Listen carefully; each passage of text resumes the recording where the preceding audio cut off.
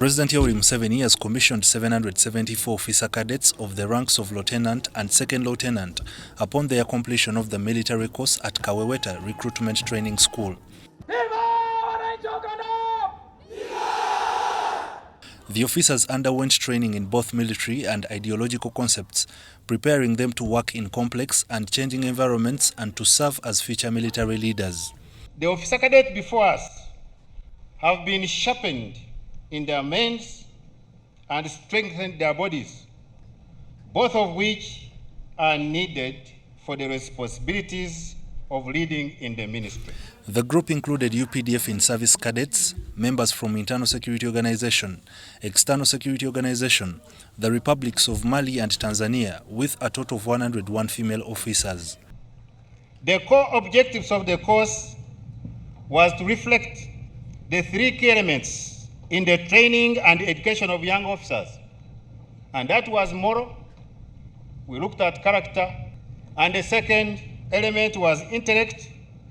They have also achieved it. And the last in this was physical. These cadets are physically fit. The Chief of Defense Forces, General Muhoozi Kainerugaba, urged the officers to be responsible as they are entrusted with the lives of those under their command and the security of the nation. Africa and the world are undergoing profound changes. The old challenges of the African peoples are re-emerging in new ways. They still seek to dominate and exploit our continent. The friendships you have made here with the cadets from our brother countries will serve you, our country and continent well in the years to come. He stated that their actions will shape the future of the defense forces while countering challenges with courage and resilience. Muhoozi reiterated the need for officers to avoid corruption, cowardice and treachery, and to serve as shields for the people with integrity and honor.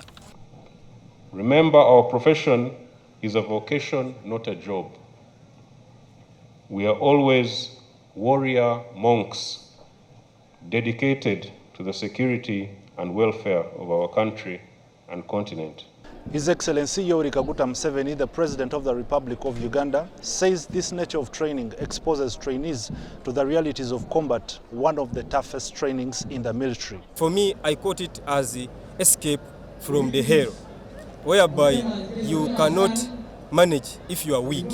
We had one of our training instructors called the Captain Erim.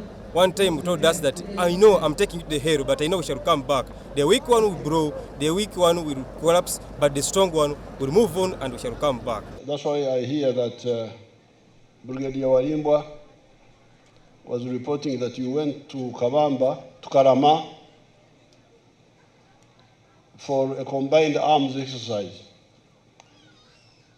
That's what I advised them, because in the past they used to separate, to limit the trainee to only the battalion support weapons. I said, no, this is not a good idea. Let them know from the beginning.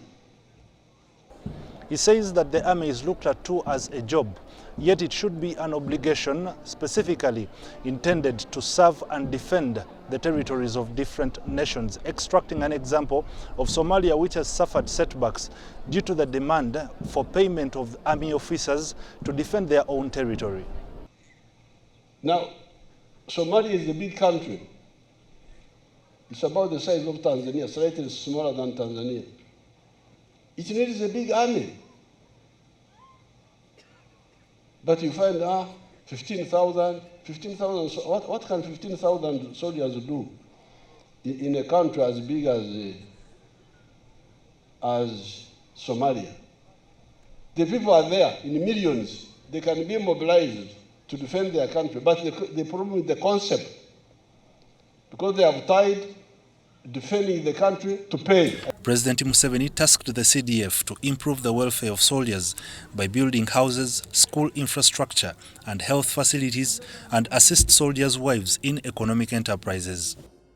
Building barracks so that soldiers don't stay in rented houses, they don't stay in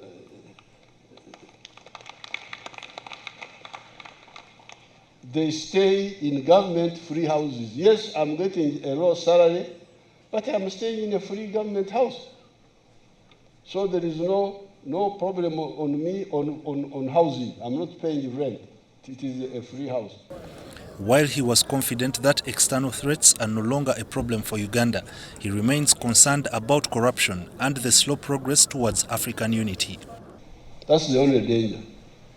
Corruption and lack of patriotism among us. When you get a job to do, instead of doing it properly, you steal the money and you do a shoulda work. So therefore, our young graduates, no corruption. Because this is the real, there's nothing that, Uganda has everything. So when you hear people saying, what, everything, we have everything here. There's nothing we cannot do here. With our neighbors, the only problem we have is being far from the ocean.